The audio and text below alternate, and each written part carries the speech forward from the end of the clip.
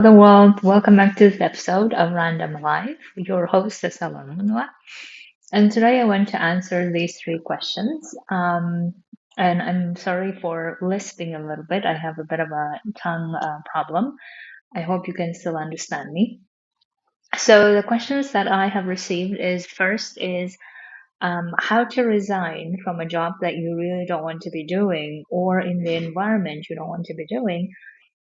Even though everyone I talk to is against it, right? So that's the first question. The second question is how to say things without contradicting someone. And the third one is how to stop keep seeking harmony versus telling the truth, right? So these are the questions. Okay. So let me start with the first question of how to resign from a job that you don't like or you don't want to be doing or the environment you don't want to be doing in, and you talk to everyone around you and everyone says, are you crazy to leave a job like this, a job that is maybe in a lucrative duty station for humanitarians, right? By lucrative I mean the job that 700 people would line up to do it if you didn't do it, or an environment that you don't really want to, but everyone keeps saying, wow, this is the a dream job. Who cares what the content is? Who cares how you struggle? Who cares what you're feeling? Who cares if you're feeling discriminated? It doesn't matter because it gives you a stability. It's in a lucrative duty station, and you can just suck it up and do this job, right? This is what everyone keeps saying. And then you feel like, oh my God, am I wrong for wanting to work in an environment that is really healthy and peaceful and not discriminatory? Am I wrong for wanting to work on the content of the things instead of just having fancy titles? And then you start questioning your own decisions, and then you start feeling like, okay, maybe I need an assurance from someone that says that I haven't gone crazy, right? So if you feel you found yourself in this situation and you feel like you're not really moving with your transition because of all of this external circles telling you not to do it, what should you do, right? So as you know that I'm a big believer in doing things that feels, and most importantly that aligns with what you really want to do, and that what you really want to do is not only the stability and the pay and the lucrative place, but also the content of what you really want to do and how you can make the impact you want to do, right? This is what I always advocate for. And then when you feel like you're not really having all of those or some of those elements, then it becomes so easy to keep seeking for external validation or confirmation of whether I'm making the right decision or not, because only you can know what is the right decision. But here is the thing is that whenever you are seeking uh, advice or validation from other people and asking all of those people, note that you are doing it because you are afraid, and it's understandable. It's very scary to make such big decisions, and also it's scary to make decisions that everyone else would be dying for to work and get it, but you feel like that's not how you really want to do it. And I have always considered that as a sign of I am capable of working on the things that I really love and being paid well for it, and also working with being with my loved ones and doing other things.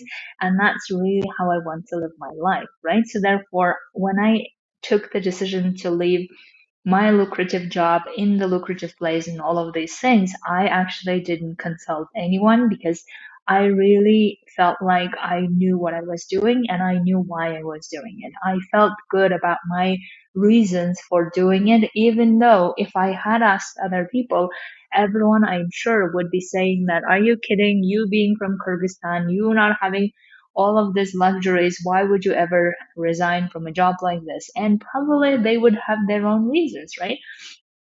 Because their value system would suggest that they value stability over anything else. They value financial security over anything else, and that's fine. And I don't need to judge them, or I don't need to make them wrong or anything. All I need to do is that how I want to make decisions, right? is my reasoning for making decision feels and aligns true to what I really want, then I am making that decision. And then I'm also a big believer of making decisions not out of fear, but out of powerful state of being. Because in those moments when everyone keeps saying that, oh, you shouldn't be doing this, you are making a big mistake, da, da, da, then it becomes so hard for us to really trust ourselves and not to keep entertaining our fears. And therefore, we need to also understand that, yes, maybe we have surveyed a lot of people and they have said their opinions and they value certain things and that's good for them. But what is it that I value? Right? Do I really value doing all of these things and tolerating it, even though I don't want to tolerate it? Do I really value keep sucking up to all the whatever things happening, or do I really value my expertise and my abilities to find something else that is even better? And how do I trust myself more and build that trust more so I can keep going and getting the things that I want to? Because this is the thing is that if I hadn't resigned at the time in 2020, and I hadn't gone to the self-defining journey, as I call it, if I hadn't done it, then I wouldn't have experienced working with so many amazing people from over 30 countries, doing what I really love, making more than anyone could ever pay me, and while being with my loved ones. That is the outcome of me making a decision that was very contradictory to many of the people who would have given me the advice of not doing it, right?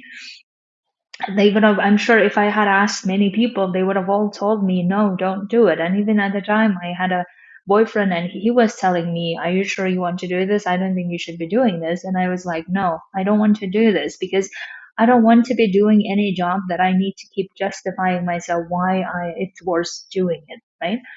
I don't want to be doing a job that I keep wondering whether I'm really making an impact. I don't want to be doing a job where I need to be battling everyone else in the office for me to actually get to do the job. I don't want to be doing the job where I am discriminated the whole time that I feel like, is it even worth it? I don't want to do that. And that is my choice. And therefore, if you feel like you have your reasons for why you want to resign and you like your reasons and you feel good about your reasons and you feel like those reasons are coming from trusting place that you actually are capable of making more or better choices or better outcomes in the future, and you don't want to spend your energy and health, mental health, emotional health on the job that you don't even see the outcome of, then why not trust your decision, right? This is what I can say. Now, the second question that I get a lot is, I don't want to contradict anyone, right? I don't want to contradict my superiors. I don't agree with them, but also I don't want to disagree with them. And then, especially when we as an office are talking to external parties or external stakeholders or HQ, then it feels like, excuse me, what I'm saying contradicts to some of the senior management that is talking about, and I don't want to do that, right? And in this case, the question always is that there is a belief that we all hold, excuse me, the people who are asking this question, right? We're all holding this belief that we don't know how to say things without contradicting the other person, right? We just believe that we just don't know how to say this without contradicting the other person. Because if we believe we knew how to do that, we wouldn't be asking this question. And now let's ask this further as to why do we believe that we don't know how to say things without contradicting the other person? I'm sure we have done this so many times. We just haven't been aware of it until the fear gotten best of us, right? And then at all of a sudden we have this fear, oh my God, if I'm going to say something now, the other person's going to think that I'm going against them and I don't want to have this personal battle with the other person, and therefore I may as well suppress my truth. This is how it usually goes, right? And notice also in this situation, we are making it a lot about the other person and versus us. We're making it personal. We're also assuming that the other person will take it as a personal thing, as a personal attack, and therefore we can't really say what we actually want to say to contribute in that moment. But why do we believe that we're making it personal, or why are we making it personal? Right? So first thing is we need to understand, why do we believe that we can't actually say things without contradicting the other person? And the other is, why do we believe the other person will take it personally? And if we believe the other person will take it personally, we probably take it personally as well, because we tend to usually project it to the other people, right? I do this all the time. I project all of my assumptions about myself to to other people. So therefore, why do we believe it's going to be a personal battle? And the other thing, notice that as soon as we tell our brains that, oh my God, I don't know how to say things without contradicting, then we start feeling fear. And as soon as we fear, then we're actually afraid of actually even saying anything. And therefore, we're not going to even say, instead of learning how to say things, even if we're scared. Instead of learning how to say things from the assumption of, what if we actually know how to say things without contradicting someone else? What if we knew how to do that? If we knew how to do that, how would we do that?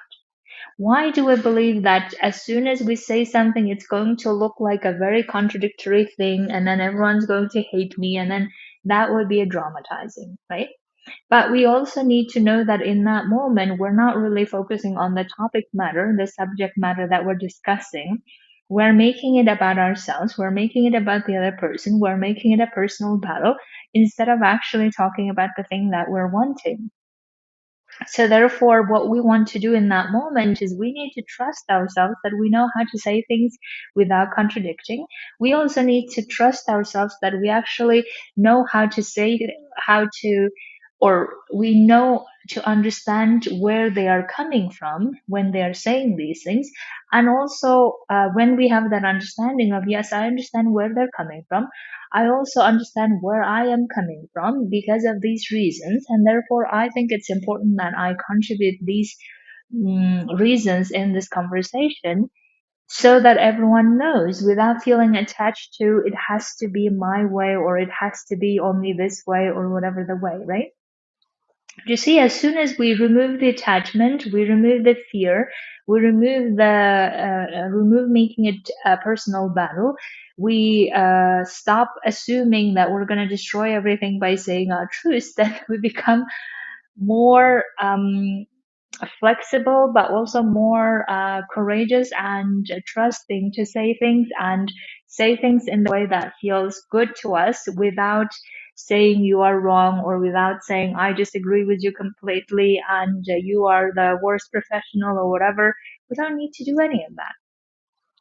So I hope that that was helpful to answer the second question. That the third question is very similar, and that's why I thought that I would phrase this here, but also different because we're talking about harmony, right? So seeking harmony versus telling the truth. I was just looking up my video that I did 3 years ago. You can find it on YouTube or on any social media where you follow. I did a video about how harmony can be harmful. And this is just after me coming out of UN and starting my own coaching practice and talking about this, when harmony can be harmful. And I would recommend for you to watch that if you want to go deeper on this topic. But here is what I want to say is, whenever we seek harmony, we have again the fear that the opposite of harmony is conflict. This is, I think, what we believe most of us to be true. And recently I was thinking about, why do we believe that? Why do we believe that if we're not harmonious, then we are conflicting person, then we're having fight with everyone, then oh my God, and then we're just fighting with other people. But that's not true, right? That's not the case, because between the harmony on one side of the spectrum and conflict on the other side of the spectrum, there's a lot in between. And I think we're not really exploring what is in between, though. And the reason why we're not exploring what is in between, and me including, I mean, you probably hear my humanitarian reputation being a very harmonious person, right? That's who I was. I was very harmonious. And then I realized that what harmony can also cost me is that me not being able to tell the truth. And then if I'm not able to tell the truth, then I just become someone who just keep agreeing with everyone. And it's very hard to agree with everyone. If we're agreeing with everyone, then we have no opinion. If we have no opinion, then we're not really telling our truth because we always do have an opinion, right? So therefore, I encourage you to think about, like, challenge your mindset around why do you keep seeking harmony? And I bet there is an answer somewhere that says that if it's not harmonious, it's then conflicting, that it leads to a conflict. No, that does not need to be true. If it's not harmonious, then there might be a healthy in between, and we need to explore what that healthy in between is, where we actually can tell our truth while also not breaking up relationship with other people. And as I was exploring more and more about how much harmony actually can cost us, how much of we make a lot of people troublemakers or difficult people because they don't fit into our harmonious standards that many of us may hold, is we're doing it only because we cannot, we believe that we can't handle conflicting team, or we can't handle difficult people, we can't handle troublemakers, or it's very difficult to do that, and therefore, oh my god, can't we just all be happy and agreeing and just doing things together? But we know that's not going to happen either.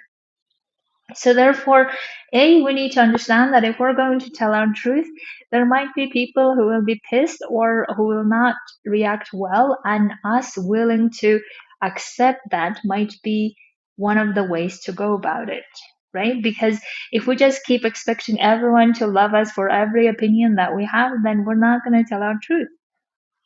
And this is especially true in interview settings as well. And I was, as you know, that I prepare humanitarians for job interviews so they can get the promotions they want to. And a lot of the times I see that in the job interviews, they have difficulty saying bold statements, or they have difficulty saying controversial topics because they just are afraid that if they do say that, then they will not sound harmonious and other people will see them as troublemakers, and they don't want to be troublemakers, and therefore we're just not going to say things. And what's the consequence of not saying things is we are going to be imploding inside and keep filling ourselves with resentment, with all the other negative emotions, and then not like the job we're doing, not like the people that we're working with, and then we just don't like any of this, and then we get to burnout or other consequences. And that's, I'm assuming, is not what we're wanting. So therefore, we need to understand that if we don't seek harmony, it doesn't need to be conflict. It can be something in between. It can be something healthy. And what does that healthy look like? And that healthy may look like that some people agree with us, some people don't agree with us. Now, are we willing to tell our truth anyway? And if the answer is yes, amazing. But if the answer is no, why not? Right? Again, because we have another assumption that says everyone should agree with me or everyone should like me. And if they don't, then I feel very bad. Yes, you feel very bad, but also not telling your truth, you will feel very bad, I'm assuming. So therefore, which one do you choose? Now, the other thing is we need to stop believing that just because we're going to tell our truth, that we're going to break everyone and create conflict, like I was saying in the previous answer. Why do we assume the worst? Why can't we assume the best scenario of us telling our truth finally and everyone loving it because everyone is like, finally, we know who this Estelle is, right? And the other thing is that as soon as we go to this space of healthy and not this continuously seeking harmony and not continuously afraid of conflict, then we start exploring this space in between where we start building our muscle of actually telling our truth even when we're scared, telling our truth in the way that feels good to us, even though trusting that this is not going to create a conflict, because that's not our intention. Well, our intention is never to create a conflict, right? Our intention is never to create disharmonious places. Our intention is to tell our truth and contribute in the best way so that we can advance the topic that we're discussing. So therefore, we need to learn to be in that safe and healthy space where we don't make it about us or about the other person. We don't make it, excuse me, about how it will all destroy and create conflict and contradictions, all of this, but rather we are all passionate about the topic because we want to serve the people that we want to in the best way. And if we do that, then we really need to have different ways of seeing things, different ways of problem solving, different ways of seeing problems, different ways of approaching the problem, different ways of questioning whether the way we're doing is the most efficient, effective, good way to do or not, right?